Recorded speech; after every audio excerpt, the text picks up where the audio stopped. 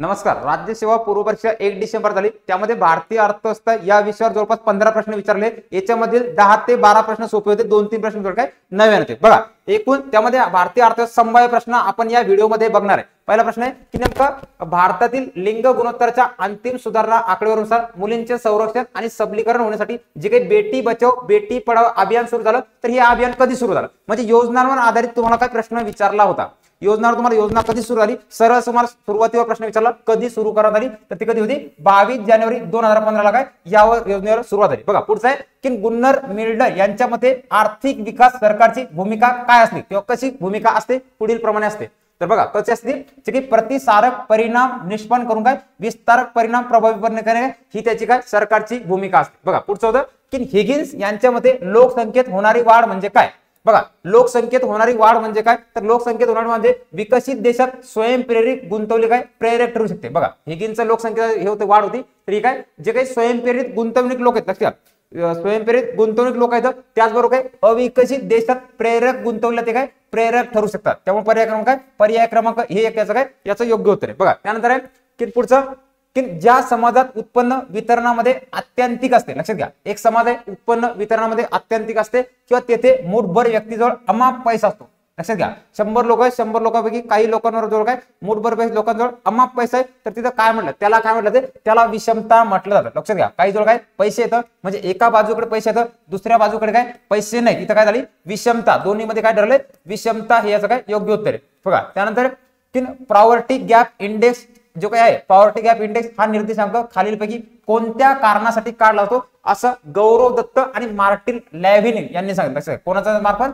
जे काही गौरव दत्त येतं, तर गौरव दत्त यांनी काय सांगितलं होतं. बघा यांच्या अंतर्गत की दारिद्र्य दूर करण्यासाठी किती कॅलरीज हे असावी. बघा तर यामध्ये काय योग्य उत्तर आहे की दारिद्र्य दूर करण्याकरता किती दरडोई उत्पन्न किती वाढ असावी. लक्षात घ्या असं याचं काय योग्य उत्तर, याचं योग्य उत्तर आहे की किती दारिद्र्याच्या अंतर्गत वाढ असावी असं याचं म्हणणं आहे. क्लिअर. बघा त्यानंतर पुढचं की दृष्टिकोन नियोजन म्हणजे काय. बघा लांबचा दृष्टिकोन आहे कुठला आहे काय एक लांबचा दृष्टिकोन म्हणजे काय, तर दृष्टिकोन म्हणजे एक तर तुमचं 20 ते 25 वर्षासाठी दीर्घकालीन असणारं नियोजन. कशाला म्हटलं ते जे काही 20 ते 25 वर्षासाठी जे नियोजन केलं त्याला दीर्घकालीन नियोजन असं म्हटलं जातं. किंवा त्याच्या व्यतिरिक्त एक असं ठरू शकतं, बघा काय ठरू शकते याच्या व्यतिरिक्त जे काही तुमचं दीर्घकालीन लक्ष 15 ते 20 25 काय वर्षाच्या कालावधीसाठी आगाऊ ठरवणं, किती 15 ते 20 वर्षाच्या साठी काय आगाऊ ठरवणं. परंतु योगायोगाचं झालं तर याचं काय उत्तर तुमचं एक तर ए येऊ शकते किंवा बी येऊ शकते. लक्षात घ्या याच्यामध्ये काय ए किंवा बी येऊ शकते. किंबहुना जर आलं तर याचं उत्तर काय की नेमकं बी, की नेमकं 15 ते 20 किंवा 25 वर्षासाठी जे नियोजन केलं होतं त्याला दृष्टिकोन.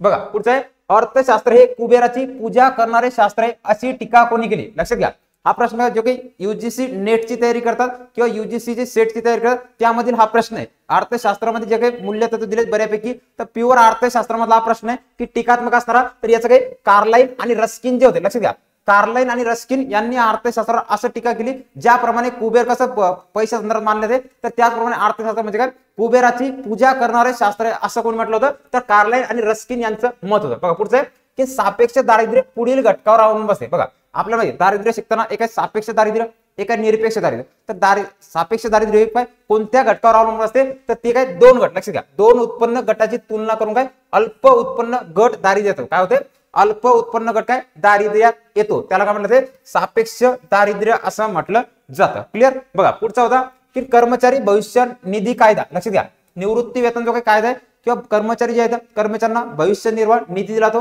तर हा कायदा कधीचा आहे, तर हा कायदा आहे 1952. लक्षात घ्या कधीचा कायदा 1952 ला काय हा कायदा करण्यात आला होता. बघा पुढचं आहे की 12व्या पंचवार्षिक योजनेच्या उद्दिष्टांमध्ये किंमत वाढीचा दर किती टक्के स्थिर ठेवणं आवश्यक होतं. लक्षात घ्या किती जे काही 12वी पंचवार्षिक योजना आहे, तर 12व्या पंचवार्षिक योजनेचा दर किती होता हे जवळपास विफल झाली योजना झाली नाही, परंतु हिचं काय होतं की 3.5 ते 5% दर स्थिर ठेवणे काय हे या पंचवार्षिक योजनेचा उद्दिष्ट होतं. बघा पुढचं की 7व्या पंचवार्षिक योजनेत सर्वाधिक वाटा कशाचा होता. 7वी जी पंचवार्षिक योजना आहे, तर 7व्या पंचवार्षिक योजनेमध्ये जवळपास सर्वाधिक वाटा होता जे काही ऊर्जा क्षेत्र आहे. लक्षात घ्या ऊर्जा क्षेत्र आहे, तर ऊर्जा क्षेत्राचा काय सर्वाधिक वाटा याच्यामध्ये होता.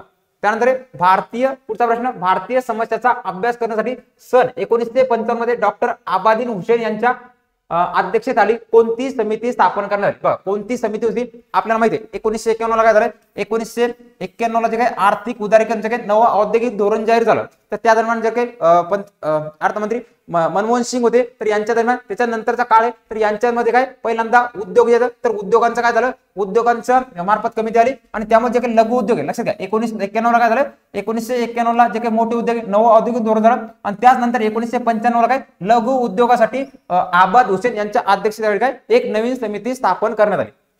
पुढे की स्त्रियांच्या शिक्षणामुळे प्रजनन क्षमता कमी होते. कशामुळे कमी होते? बघा स्त्रियांचं शिक्षण झालं तर या शिक्षणामुळे प्रजनन क्षमता कमी होते. याचं कारण काय? तर बघा याचं कारण आहे की जवळपास शिक्षणाच्या स्त्रियांच्या कामात संधी काही नाही, शिक्षणाच्या स्त्रियांना स्वतःच्या मुलींना शिक्षण व्हावं लागतं, म्हणजे शिकले त्यानंतर मुलींचा इथं काही संबंध नाही.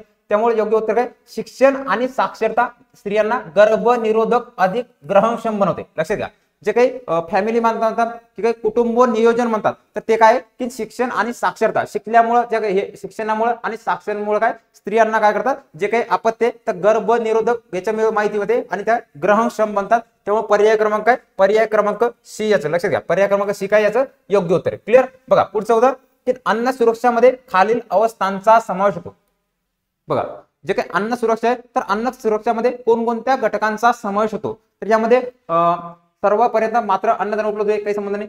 सर्वांना अन्नधान्य डाळी पर्याप्त होतात. लक्षात घ्या काय उपलब्ध होते, सर्वांना पर्याप्त मात्रेत अन्न सुरक्षेमध्ये सर्वांना अन्नधान्य आणि डाळी पर्याप्त मात्रेत उपलब्ध होतात. बरोबर आहे, सर्वांना अन्नधान्य डाळी दूध भाजीपाला पर्याप्त मात्रेत उपलब्ध होतात, जेणेकरून सकस आहार जे पोषण आहार आहे त्या संदर्भात काय अन्न सुरक्षा आहे आणि सर्वांना काय डाळी येतं, दुधाचे पदार्थ येतात, भाजीपाला फळे मांस इत्यादी पर्याप्त मात्रेत काय उपलब्ध. त्यामुळे पर्याय क्रमांक 4 याचं काय योग्य उत्तर. बघा पुढचा प्रश्न आहे की ऊर्जेच्या मानव निर्मितीसाठी लक्षात घ्या ऊर्जेच्या निर्मितीसाठी पर्यावरणाच्या रासामध्ये कशाला कोणत्या विकासाला जास्त प्राधान्य दिलं? बघा कुठली ऊर्जा आहे तर ऊर्जा विकास कशाचा करायचा तुम्हाला या संपूर्ण बाबतीमध्ये तुम्हाला काय मानवी विकास करण्यासाठी. लक्षात घ्या कोणता मानवी विकास करण्यासाठी पर्यावरणाच्या रासामध्ये काय कोणत्याला प्राधान्य दिलंय की पर्यावरण रास होतोय. बघा ऊर्जेची निर्मिती करते कशासाठी कुठलाही कारखाना स्थापन केला कशासाठी मानवी विकास होण्यासाठी काय हे संपूर्ण केलं. त्यामुळे योग्य उत्तर काय तर मानवी विकास. क्लिअर? चला एवढे आजचे प्रश्न होते, हे संभाव्य उत्तर येतं. आयोग याचे 1-2 प्रश्न चुकू शकतो, त्यामुळं जास्तीत जास्त माहिती आपण पुढच्या व्हिडिओमध्ये बघणार आहोत.